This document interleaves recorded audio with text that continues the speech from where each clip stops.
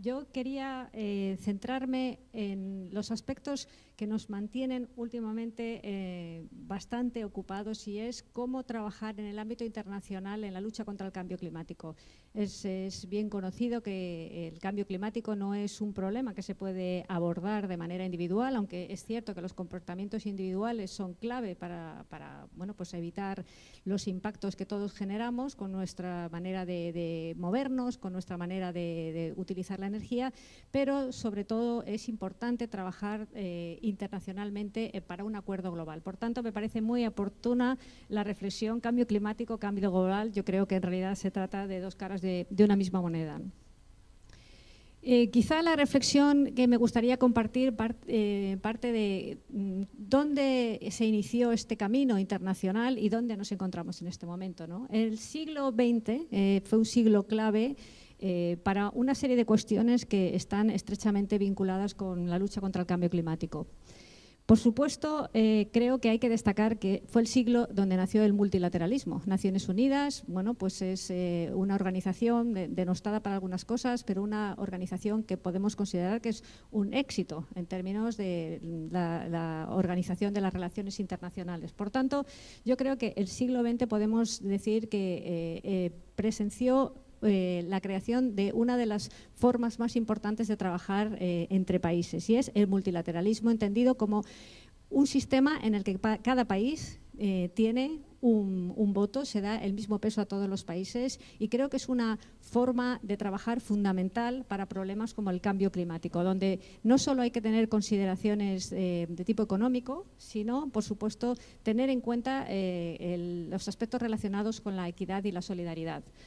Al mismo tiempo, en el siglo XX, por supuesto, presenciamos después de la Segunda Guerra Mundial la creación de las instituciones de Bretton Woods, el Banco Mundial, el Fondo Monetario Internacional, una estructura diferente para la Organización Económica Internacional, basada, sí, en este caso, en el poder de los que más aportan, en el poder de los más ricos. Yo creo que esta combinación de organización internacional en el ámbito de Naciones Unidas y de organización económica basada en otro tipo de reparto de poder, creo que ha sido clave para el funcionamiento de las relaciones económicas internacionales en el siglo XX, pero, como veremos, hay que avanzar.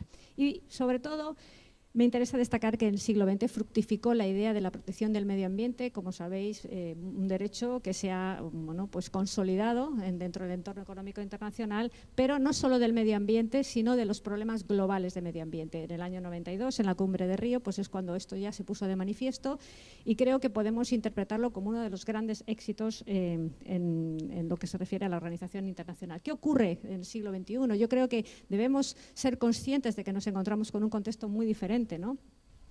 Por supuesto, lo primero es que las fronteras, bueno, pues hasta cierto punto han desaparecido, sobre todo en el tema de los medios de comunicación, el acceso a la información. Vivimos en un mundo donde todo se transmite en tiempo real, esta misma sesión se transmite en tiempo real, y todos tenemos acceso a la misma información o a la misma desinformación, lo cual a veces también puede ser un problema. Y sucede también que los flujos financieros ya no son lo que eran. Ahora pues todo se puede controlar en un instante, y a veces el propio movimiento tecnológico genera, bueno, pues alteraciones en el sistema económico y en el sistema financiero que quizás somos incapaces de controlar.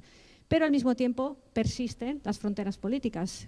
Tenemos problemas globales, pero las soluciones en muchos casos siguen siendo nacionales. Los marcos reguladores son nacionales y nos enfrentamos a esta difícil conciliación. Problema global, regulación nacional, cómo conseguir que todo ello pues funcione de manera razonable. Y, por supuesto, creo que no podemos ignorar que nos encontramos con un nuevo escenario geopolítico internacional. Ya no es el mundo posterior a la Segunda Guerra Mundial, ya no es el mundo donde había unos bloques, nos encontramos con unas potencias emergentes que, pues evidentemente, tienen algo que decir, y tienen algo muy importante que decir en temas como el cambio climático, ya que son aquellos que van a aumentar más sus emisiones si no ponemos los medios para evitarlo. Pues lógicamente China, India, Brasil tienen una voz muy fuerte y quieren hacer escuchar su voz.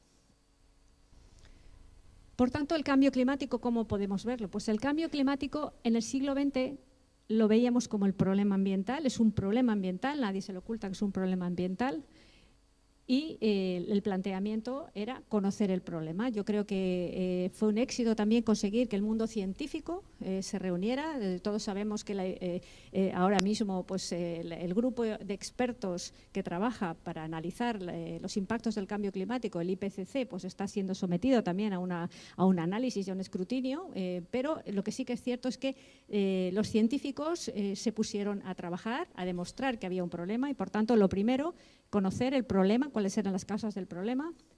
Lo segundo, construir un marco internacional de actuación, un marco que fue la Convención Marco de Naciones Unidas de Cambio Climático en el año 92 y a través del Protocolo de Kioto asumir la responsabilidad los países que más habíamos contribuido a la generación del problema, los países desarrollados. Por tanto, se puso un marco que, bueno, hasta cierto punto podemos decir que ha funcionado bien hasta ahora, pero claro que hay que revisar, que hacía frente a este problema.